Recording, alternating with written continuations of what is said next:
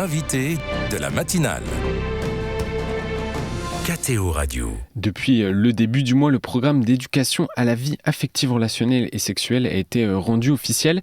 Il s'appliquera dès la rentrée 2025. Un sujet sensible qui, de surcroît, inquiète les parents d'élèves. On fait le choix ce mercredi de décortiquer ce qu'il y a dans ce programme avec la présidente des AFC, les associations familiales catholiques, Pascale Morigny. Bonjour. Bonjour. Merci beaucoup d'être avec nous. Ce matin, les AFC sont mobilisés depuis plusieurs mois sur cette question. Alors, quel est votre avis sur cette mouture finale ? Elle est mieux, elle s'est améliorée par rapport aux moutures successives. Mais il y a encore des points qui ne nous conviennent pas et qui appellent à discussion, qui ne peuvent pas être acceptés par les familles, par les parents en l'état. Voilà, tout en ayant des bonnes choses et des choses qui ont évolué de manière plutôt positive au fur et à mesure. C'est donc la première fois, il faut le rappeler, qu'un tel programme est mis en place à l'école ? Ah non, ça existe depuis 1973. C'est arrivé à l'école avec la circulaire Fontanet, où il y avait une instruction sexuelle qui était délivrée au 6e et au 5e et une éducation qui était facultative et hors temps scolaire. Et déjà à l'époque, ça avait suscité beaucoup de remous avec les familles et les parents d'élèves. Donc c'est pas la première fois, mais ça a évolué petit à petit au fil du temps avec un programme qui est devenu de plus en plus comportementaliste.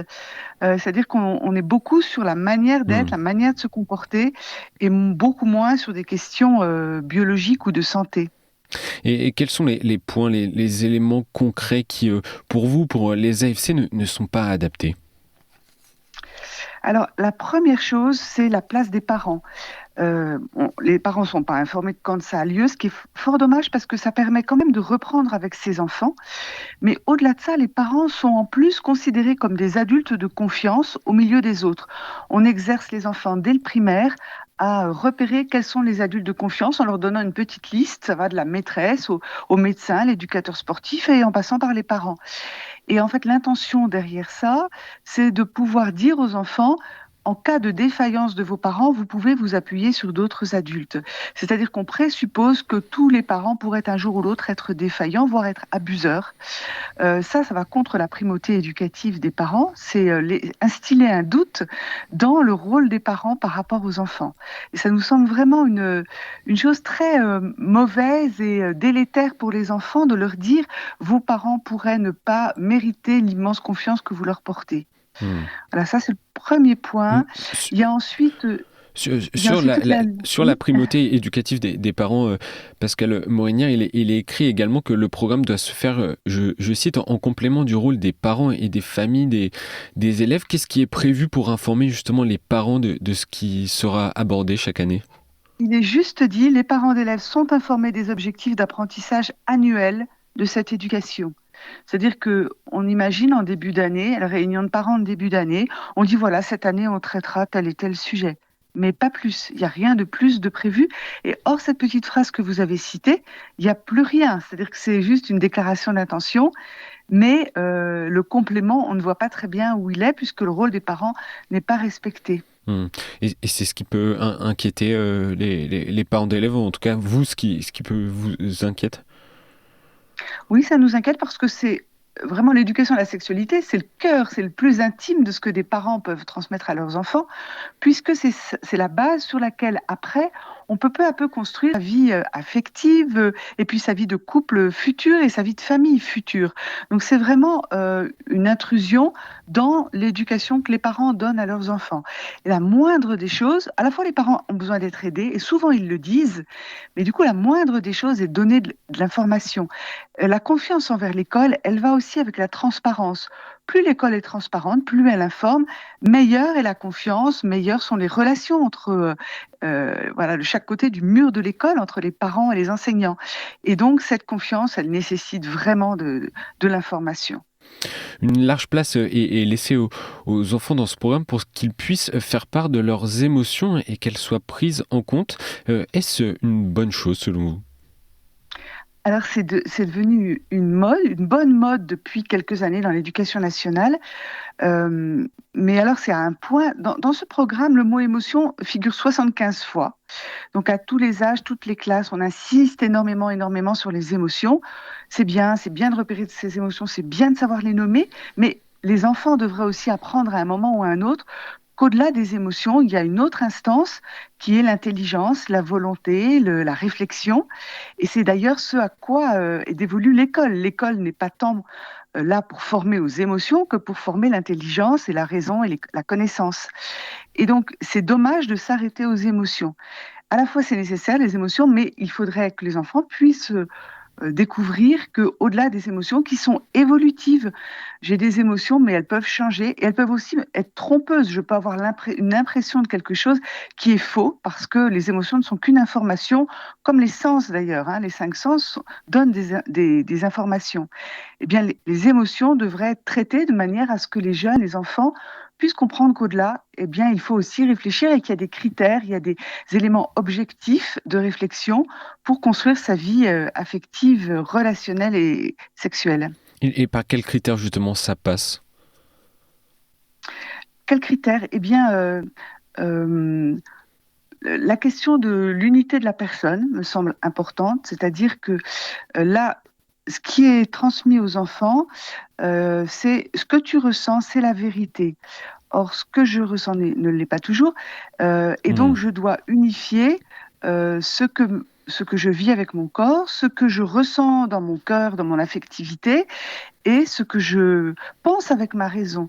Et donc, c'est toute cette vision de la personne avec ses différentes instances et son unité pour pouvoir avancer, s'engager dans des relations avec les autres. Vous voyez, par exemple, en cinquième, on dit aux jeunes, cinquième, donc vous voyez, c'est 11, 12 ans, on dit aux jeunes, eh bien, pour connaître ton orientation sexuelle, il faut savoir de qui tu tombes amoureux.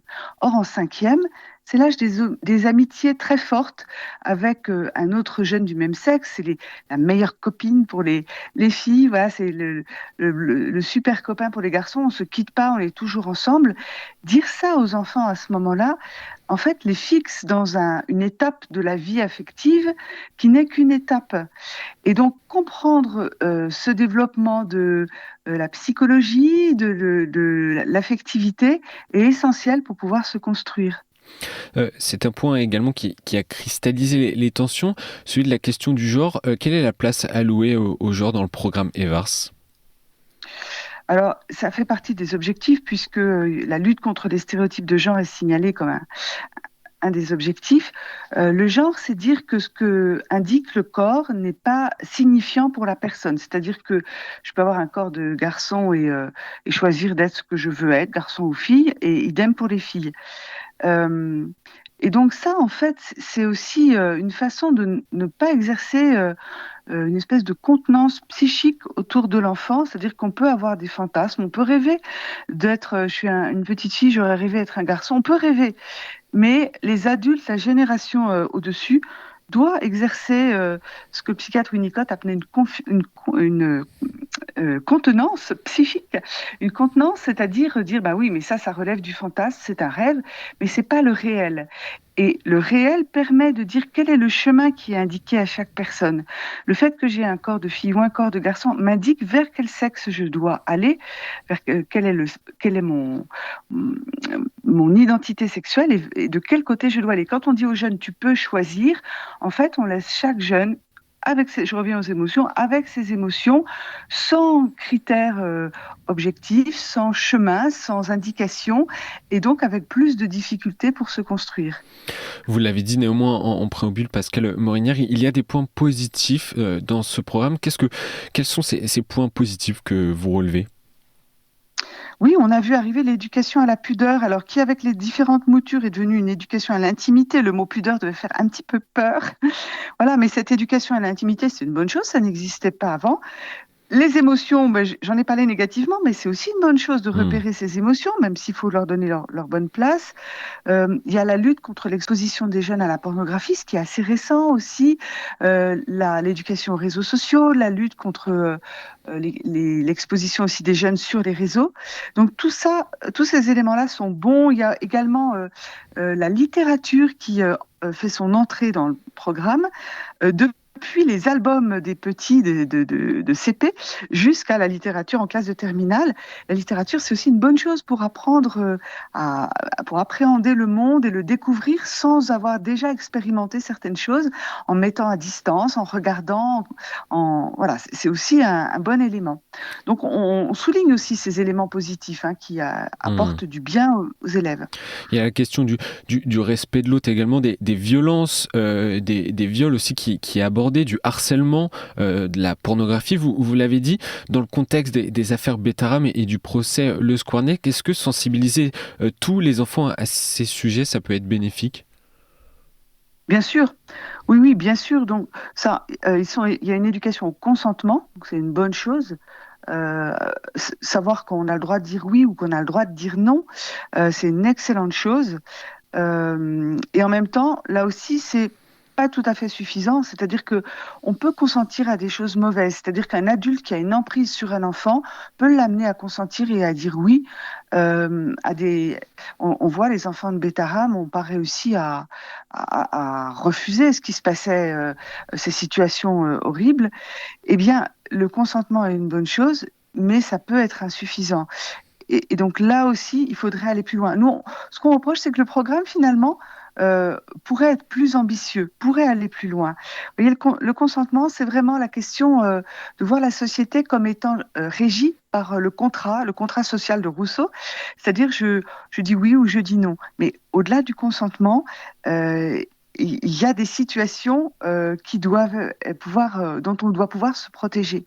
Il suffit pas de consentir. On peut consentir à de mauvaises choses. Et un dernier point, Pascale Morinière, pour conclure cette interview. Qu'est-ce que vous conseilleriez, préconiseriez aux parents d'élèves qui se posent des questions sur ce programme qui va entrer en application en septembre prochain ?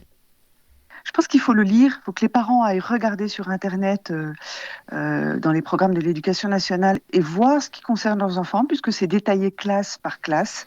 Et puis poser des questions aux enseignants à la rentrée sur la manière dont ça va se passer. Et en amont, parler avec ses propres enfants. La parole des parents qui passe en premier, c'est ça qui est le plus utile pour les enfants.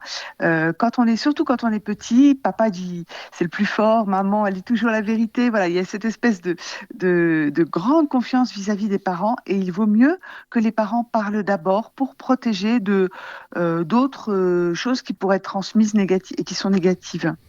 Merci Pascale Morinière. Je rappelle que vous êtes la présidente des associations familiales catholiques. Merci d'avoir partagé vos réactions sur ce programme d'éducation à la vie affective, relationnelle et sexuelle. Et d'ailleurs, la réaction des AFC est à retrouver sur le site des AFC. Voilà. Merci beaucoup encore une fois et bonne journée à vous, Pascale Morinière. Merci. Au revoir.